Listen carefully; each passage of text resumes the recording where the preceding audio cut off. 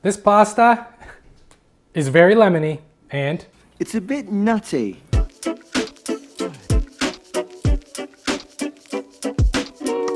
first things first. All right, let's toast some nuts. So grab 120 grams of pistachios and place them in a dry pan on medium heat. Toast until fragrant and then remove. Once cooled down, you can finely chop, roughly chop, or even put in a food processor and get it to the consistency that you like. Then in a large enough pan to hold the pasta and the sauce, add enough extra virgin olive oil to cover the bottom of the pan on low to medium heat.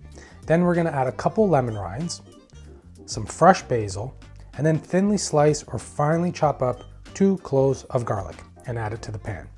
Now, if you want heat, go for it.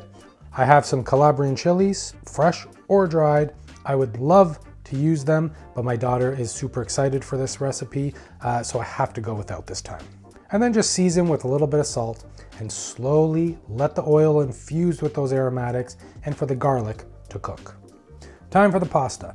Salt a large pot of boiling water and add your pasta. Cook just before al dente as we will finish cooking it in the sauce. Just before the pasta is done, remove the basil and lemon rinds from the pan. Then add a ladle of pasta water and your pasta. Then add the juice of 1 lemon, as much fresh torn basil as you like, the zest of half or 1 lemon. And now it's time for la mantecatura, mixing and tossing, marrying the pasta to the sauce, adding more pasta water if needed.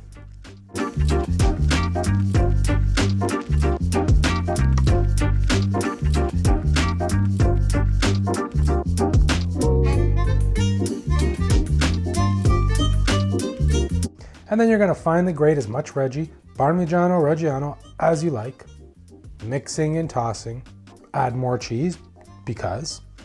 Then add some of the toasted pistachios, save some for garnish, mix and toss, and then plate it up, garnish with those pistachios, more cheese, obviously, and bring it to the table. So if you love lemons, then you're definitely going to love this pasta. And if you love pistachios, well, that's just a bonus. It's nice, fresh. You get the basil, the toasted pistachios, and then it's nice and creamy with the cheese. Oh, I hope you give this one a go. And as always, the full recipe is in the link in the description below. Please like and comment. Don't forget to hit that subscribe button. And until next time, ciao.